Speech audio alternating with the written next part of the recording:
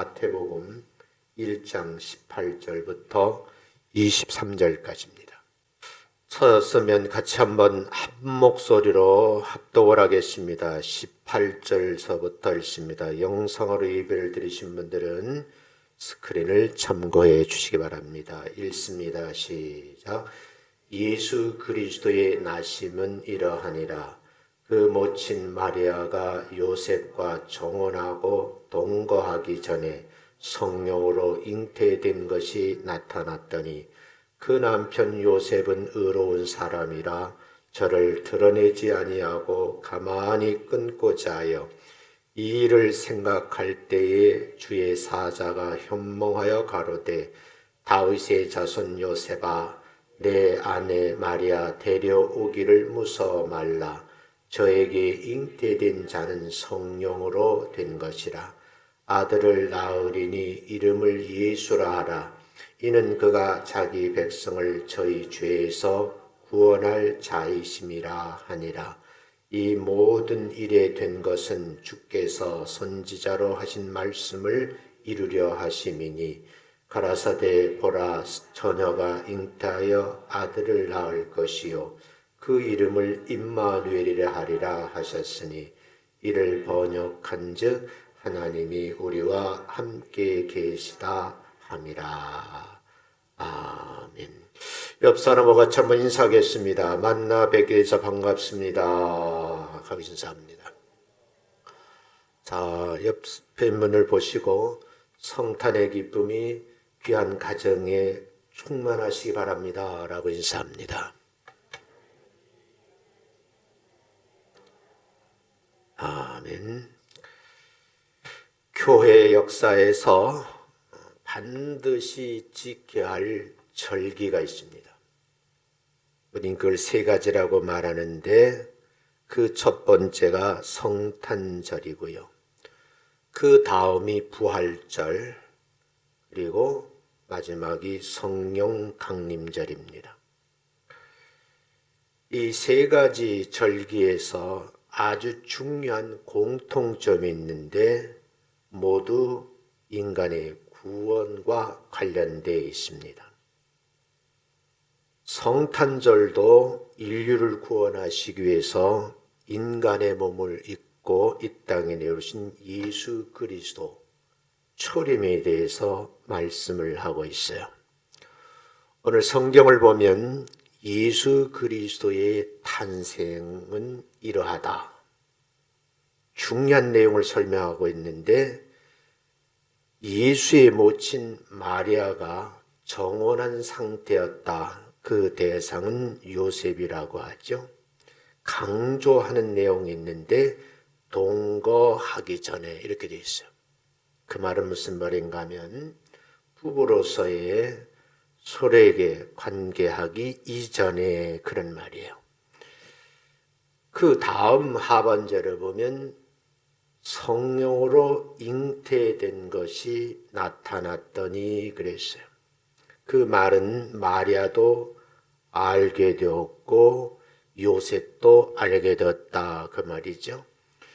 그런데 마리아의 남편 요셉은 그의 성품을 소개하고 있는데 의로운 사람이라 그랬어요. 왜 의로운 사람이라고 표현했을까? 이 임신 사실을 드러내지 아니하고 가만히 끊고자 20절에 보면 생각할 때 그랬는데 이 말이 고민하는 거죠. 고민할 때에 주의 사자가 현몽하여 고민할 때 생각을 깊이 할 때에 꿈속에 사자가 나타나서 일러주는 말이 있어요.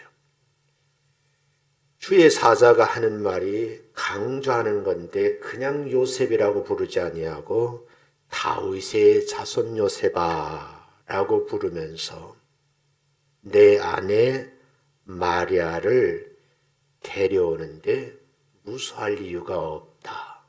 왜냐하면 소문이 참 무섭잖아요. 그 무서움을 어쩌면 잘 알고 있었기에 주의 사자는 구체적으로 말씀하시기를 마리아의 몸에 있는 아이는 성령으로 된 것이라 이렇게 말씀을 하셔요. 기독교 교리 가운데에 동정녀 탄생 사건을 부인하면 이단입니다. 가끔 가다가 이런 분들 있거든요. 그런데 문제는 잘 모른다는 거예요. 이걸 숨기고 있는 사람들이 의외로 많다 그런 얘기죠. 이 세절기의 성경적인 핵심 교훈, 구원에 관한 내용이라고 말씀을 드리는데 이 구원에 관한 진리가 담겨져 있다. 그래서 이 세절기는 서로 긴밀하게 연결되어 있다는 것을 알 수 있다는 거예요. 하나님께서 우리를 구원하시기 위해서 이 세상에 독생 성자를 필요로 하셨어요.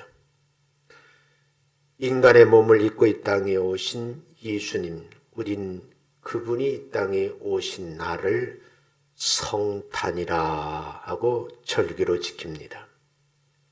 예수 그리스도의 초림에 대하여 성경은 구체적으로 묘사를 하고 있어요.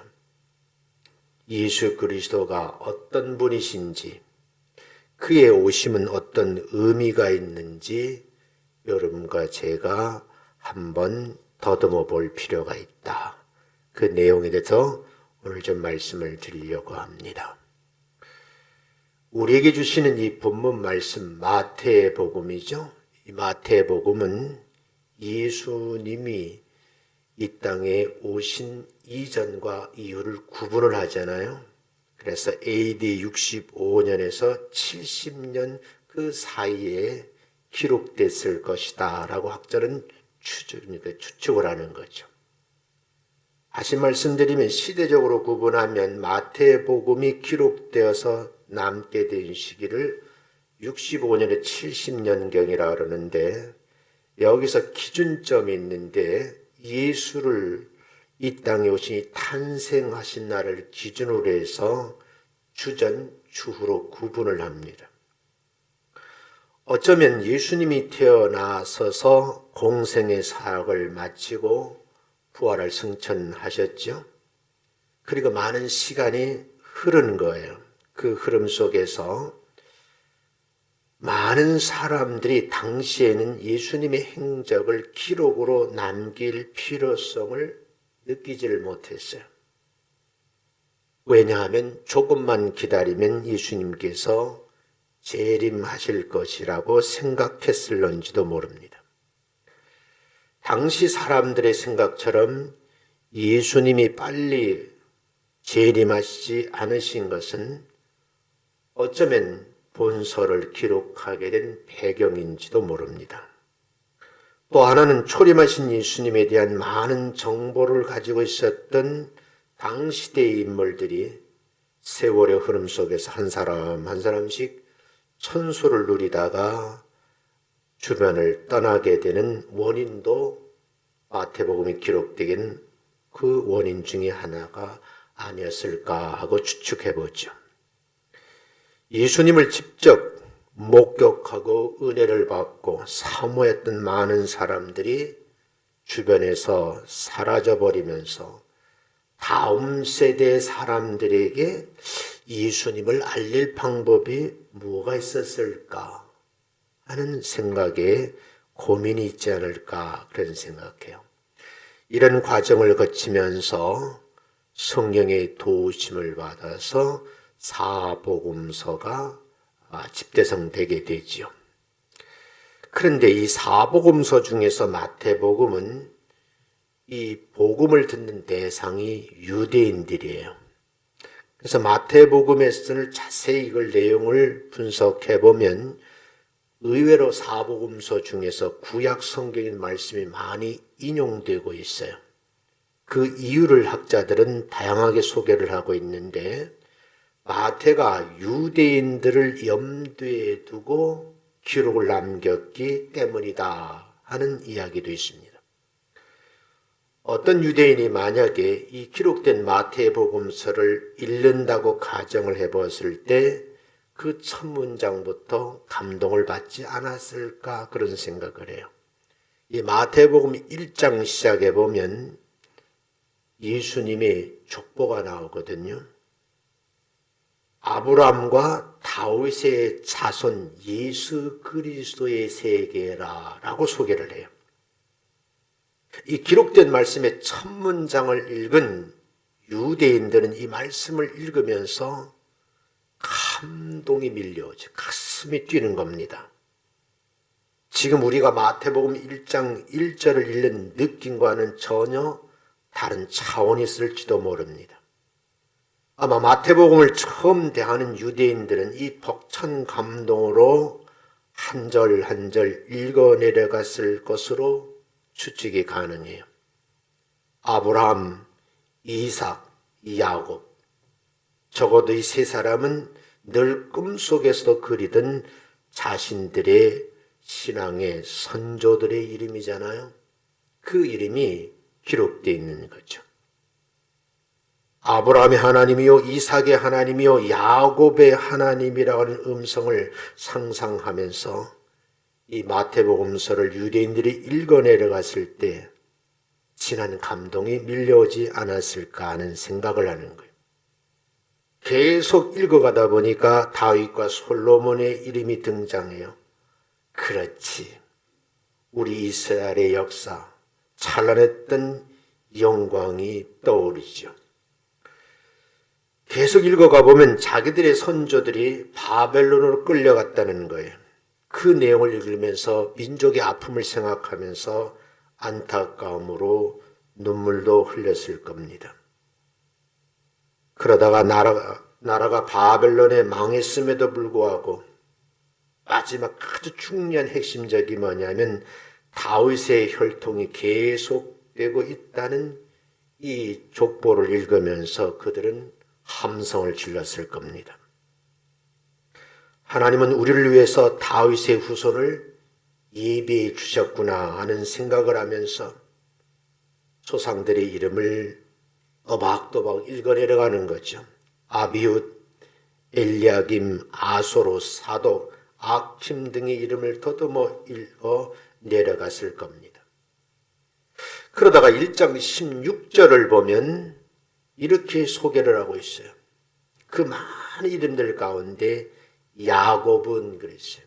야곱은 마리아의 남편 요셉을 낳았다 그랬어요. 이 말을 다시 순서를 바꾸면 마리아의 남편 요셉이라는 사람은 야곱 가문 출신이다 그런 말이에요. 근데 그 가문에서 마리아의 몸을 빌려서 그리스도라 칭하는 예수가 탄생하겠다라는 말씀이에요. 근데 20절에 가보면요, 오늘 여러분 읽었잖아요. 이 일을 생각할 때 그랬어요. 이 일을 생각할 때에 주의 사자가 꿈에 나타나서 요셉을 부르는데 요셉아 그래 부르지 아니하고 다윗의 자손 요셉아라고 불러요. 그러면서 구체적인 내용을 설명을 하거든요. 내 아내 마리아 데려오기를 무서워하지 말라. 저에게 잉태된 자가 있는데 뱃속에 있는 그 아이는 성령으로 된 것이라 이렇게 설명을 하죠. 물론 당시 예수님이 동정녀의 몸에서 탄생했다는 얘기를 들어보지 못한 사람들은 없었을 겁니다. 근데 여러분 아까 말씀드린 대로 시간이 많이 흘렀어요. 이 복음이 문서로 기록될 즈음에 유대인들은 상황이 좀 달라진 거죠. 어쩌면 이단들, 사이비 종교들이 말하는 것처럼 여자가 남자 없이 아이를 낳을 수 있을까? 의문을 품게 되는 거죠. 적어도 사람이 가진 상식으로는 있을 수 없는 일이다 라는 생각을 할 수도 있었다는 거죠. 그런데 중요한 것은 이 성경에 기록되어진 마태는 예수님을 소개하면서 그 의문에 답을 제시하고 있는 거예요. 동정녀에게 태어났다는 이 이야기는 예수님은 아담의 혈통을 받은 것이 아니라는 거예요. 아담의 혈통에 태어나셨다고 하면 원죄가 있게 되고 그 원죄가 있으면 우리에서 대신 죽으실 자격이 상실되는 거죠. 그래서 예수님은 우리의 모든 인류의 모든 죄를 짊어지시려고 그 문제를 해결하시려고 이 땅에 오신 구세주를 설명하기 위해서라도 마태라고 하는 사람은 예수님의 동정녀 탄생을 반드시 짚고 넘어가야 된다라고 생각을 했을 것으로 판단이 돼요. 여기서 말하는 동정녀라는 말은 남자와 관계없이 아주 남자와 아무 관계없는 그런 처녀를 뜻하는 거예요. 다시 말하면 처녀가 아이를 낳는 거죠. 오늘 본문에 보면 그래서 이스라엘의 풍습인 결혼 제도가 언급되고 있어요. 정혼이라는 단어가 나오거든요. 요셉과 마리아는 사실은 결혼하기 위해서 약속이 되어 있는 상태였고 지금 여러분 본문에 기록된 정혼 기간인 거예요. 유대인들은 혼인과 관련 당시 풍습을 이해하여야지만 이 본문을 조금 이해하는 데 도움이 돼요. 대부분 사람들은 이 정혼을 우리나라의 혼례에 비례해서 약혼과 비슷한 것으로 생각할 수 있는데 그런 것은 아닙니다. 나중에 시간 있을 때 이 부분을 설명을 할게요. 정혼을 했다고 하면 이미 법적으로 부부입니다. 그런데 단지 뭐예요? 동거하지 않았을 뿐이죠. 그런데 동거하지 않은 상황이면서도 법적인 부부인데 마리아가 임신을 했다는 거예요. 이 일로 인해서 가장 충격을 받은 사람은 남편인 요셉이에요. 자신의 아내가 될 사람이 본인도 모르는 사이에 임신한 상태라고 하는 데 대해서 어떻게 이해를 할 수 있었을까요? 당시에 통용되는 율법으로 말하면 마리아는 길거리로 내동댕이 쳐서 돌로 쳐서 죽어야 할 그런 여자입니다. 여기서 요셉의 성품이 드러나거든요. 성경에서는 그 남편 요셉의 성품을 표현하기를 의로운 사람이라 그랬어요. 이런 성품을 가지고 있는 요셉은 이 사실을 세상 밖에 드러내지 아니하고 그래 나만 정리하면 되지 하고 가만히 끊으려고 결심을 한 거예요. 그 기록이 성경에 되어 있잖아요. 이 사실이 만약에 세상에 드러나게 되면 자기의 정혼한 상태인 마리아가 길거리에서 죽을 수도 있기 때문에 이렇게 결정을 할 수밖에 없었다는 거죠. 근데 중요한 것은요, 이런 생각을 하고 있을 때조차도 성령님은 개입을 하고 계셨다는 거예요. 성경을 자세히 읽어보면 20절에 이렇게 돼 있잖아요. 이 여인하고 관계 속에서 임신한 상태를 세상에 드러내지 아니하고 혼자 가만히 끊고자 하고 이걸 고민할 때, 생각을 깊이 할 때에 주의 사자가 나타나서 말을 하는 거죠. 그게 이제 성경에 기록되어 있는 거예요. 이 부분에 대해 다른 견해를 가진 사람들도 있을 수는 있어요. 의아하게 생각할 수도 있죠. 의로운 사람이라고 하면 마리아를 내칠 생각을 할 것이 아니라 그냥 받아줘야 하는 것이 아니냐라고 생각할 수도 있어요. 어쩌면 인간의 몸을 입고 있는 사람들로서는 한계를 드러내는 부분입니다. 요셉은 분명히 의롭다고 인정받은 사람인데 그가 할 수 있는 일은 마리아의 임신 사실을 알리지 않고 조용하게 화혼으로 이 사실을 정리하는 것이에요. 어쩌면 다른 측면에서 생각하면 또 다른 사람들은 그 정도도 못합니다. 아마 엄청난 일을 벌였을지도 모릅니다. 요셉이 마리아 일을 조용하게 해결할 수 있을지 고민할 즈음에 우리가 주목해야 할 말씀은 주의 사자가 나타나서 들려주신 말씀이에요. 마리아가 성령으로 말미암아 잉태됐던 사실과 함께 아이를 낳게 되면 이름을 예수라고 이렇게 분명하게 제시하고 있는 거예요. 그런데 여러분, 구약 성경에 보면 이런 말씀이 기록되어 있어요. 이게 이제 이사야서 7장 10절부터 14절에 있는 말씀이거든요. 처녀가 잉태를 해서 아들을 낳을 것인데 이사야서에서는 그 이름을 임마누엘이라 하라. 신약 성경은 예수라 하는데 임마누엘이라는 표현을 썼어요. 이미 수백 년 전에 성경은 예수의 탄생을 예고하고 있었고 오늘 읽은 말씀에 보면 성취한 날이다. 그래서 이 성탄절을 아주 귀히 여기는 절기 중에 하나라는 거죠. 빌립보서에 있는 말씀을 여러분 인용해 보면요. 하나님의 본체, 근본 하나님의 본체이신데 인류의 죄의 문제를 해결하시기 위해서 인간의 몸을 입고 낮고 천한 신분으로 오신 거예요. 왜요? 임마누엘, 우리와 함께 하시기 위함이라는 거죠. 주의 사자가 요셉에게 이야기를 하기를 아들을 낳게 되면 이름을 예수라 하라고 이렇게 21절에서 말씀을 하고 있어요. 예수는 자기 백성을 죄에서 구원할 자라는 뜻을 가지고 있는 물음을 하는 거예요. 구약에서는 임마누엘, 신약에서는 이 두 이름을 여러분이 정리할 필요가 있다는 거예요.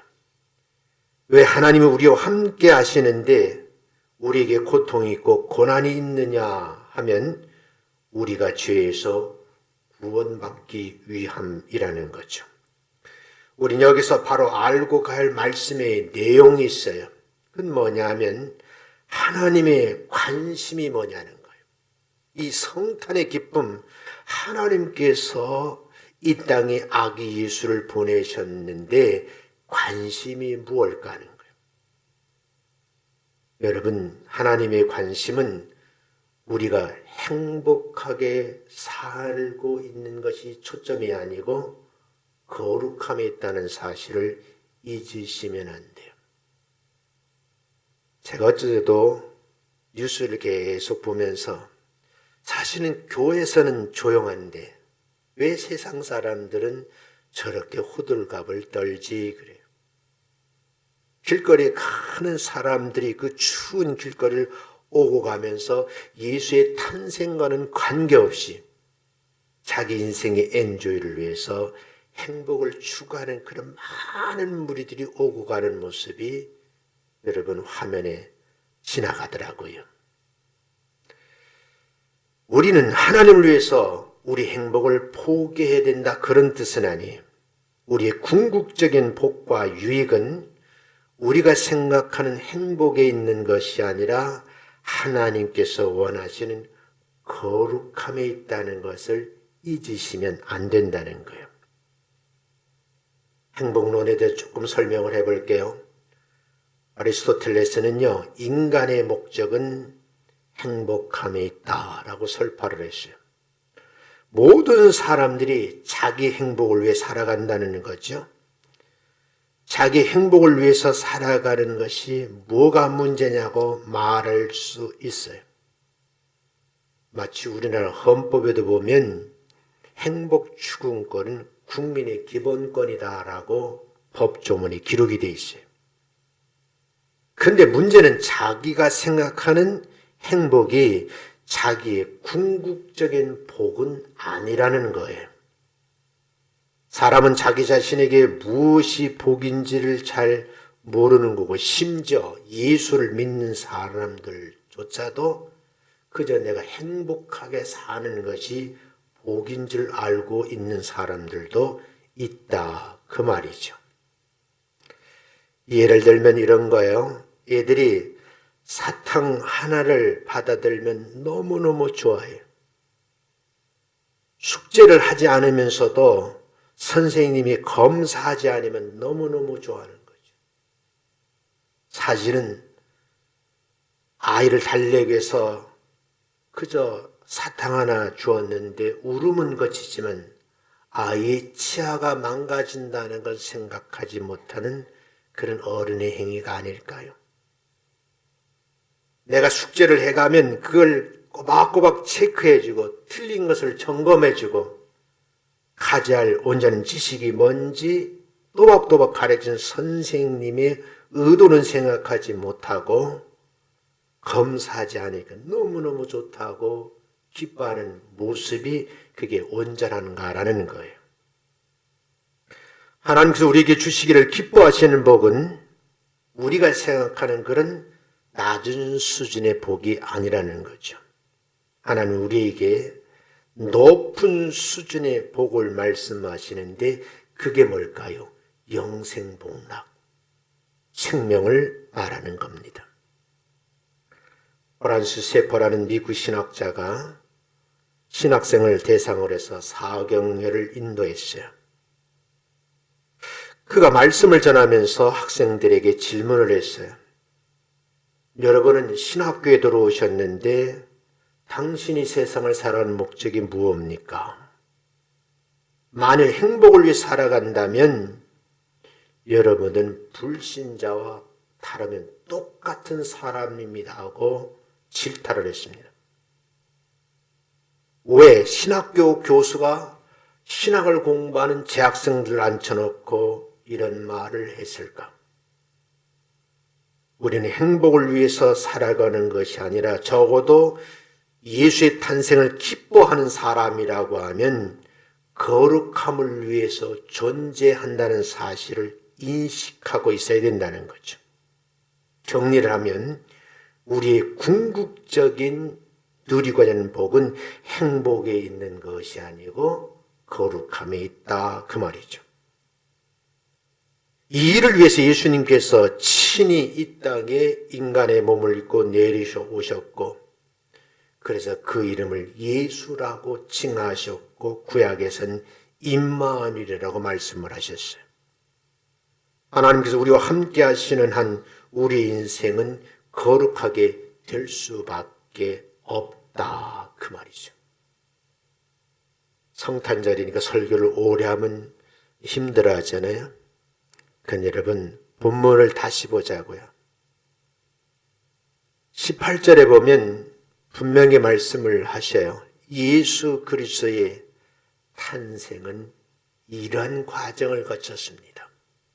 마태가 당시 상황을 자세하게 묘사하고 있는 거예요.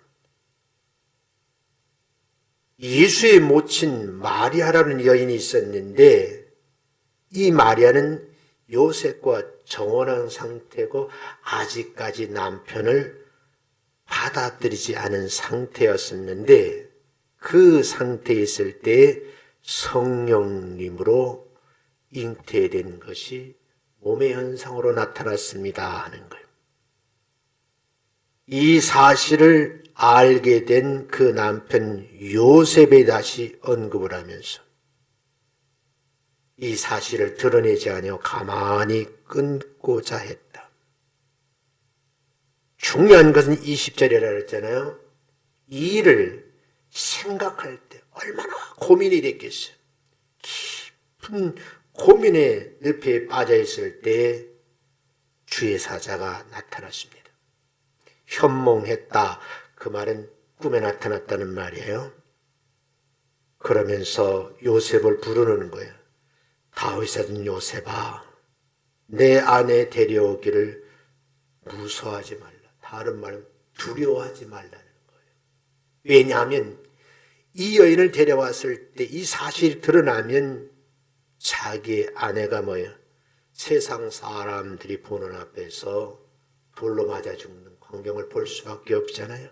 얼마나 무섭고 떨리고 두려웠겠어요. 그런데 중요한 것은 더 깊은 사실을 알려는 두렵고 떨리는 마음으로 끊고자 했는데 그 다음 음성이 중요해요. 마리아에게 잉태된 이 아이는 성령으로 된 것이다. 이 사실을 알려주는 거예요. 그러면서 하는 말이 마리아가 아들을 낳게 되면 그 아이의 이름을 예수라 하라고 칭한 겁니다. 그러면서 예수의 이름을 설명을 해요. 자기 백성을 저희 죄에서 구원할 자이심이라. 마태는 놀랍게도 23절에서 이사야의 말씀을 끌고 와서 처녀가 잉태하여 아들을 낳을 것인데 이름을 임마누엘이라. 다시 말씀드리면 인류의 죄를 위해서 이 땅에 오신 예수 그리스도, 그분은 우리와 함께 계시는 분이라고 소개를 하는 거예요. 저는 어제 교회에서 이렇게 머무르면서 생각을 했어요. 참 우리가 사는 이 시대가 왜 이렇게 됐을까? 적어도 제가 어렸을 때는 성탄절 예배밤이 얼마나 즐거웠는지. 제가 목회 초년 있을 때만 해도 교회 아이들이 참 많았거든요. 그러니까 성탄 전야밤에 행사를 하고 매우 즐거웠어요. 지금은요, 아이가 거의 없어요.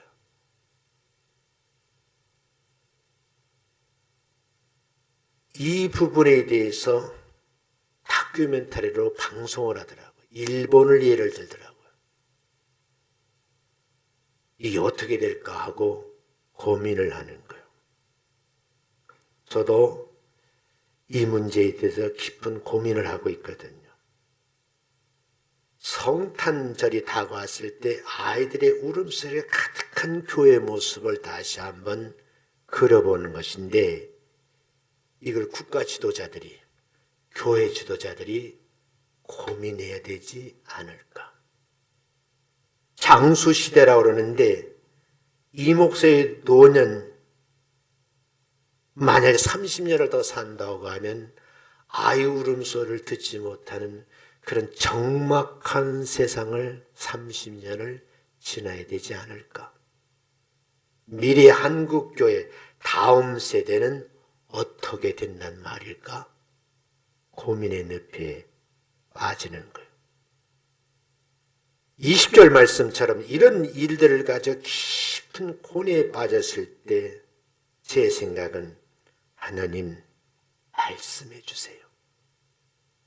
하나님 말씀해 주세요.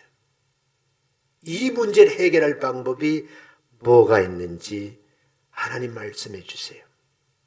그래야 수많은 사람들이 인생의 삶의 궁극적인 목적은 행복함이라고 말하는데, 성경에서 말하는 것은 행복이 아니요 거룩함이라고 말하는데, 이 거룩함을 가지고 있던 요셉은 뭐야? 의인의 칭호로 관계를 끊고 여인을 지키려고 했던 그 아픔, 고민을 여러분이 한번 생각해 보았으면 참 좋겠다는 거예요. 아기 예수의 탄생은요, 이렇게 깊은 의미를 가지고 있어요. 오늘 성탄절을 여러분이 함께 지나시면서 2부에도 함께 참여하셔서 거기에 모든 분들이, 관계된 분들이 이 땅에 오신 예수님을 반가이 맞이하면서 그리고 축하하고 기쁨을 함께 나눠드리는 축제 예배가 될 수 있도록 기도하시고 협력하시는 여러분 되시기를 주님의 이름으로 축원합니다.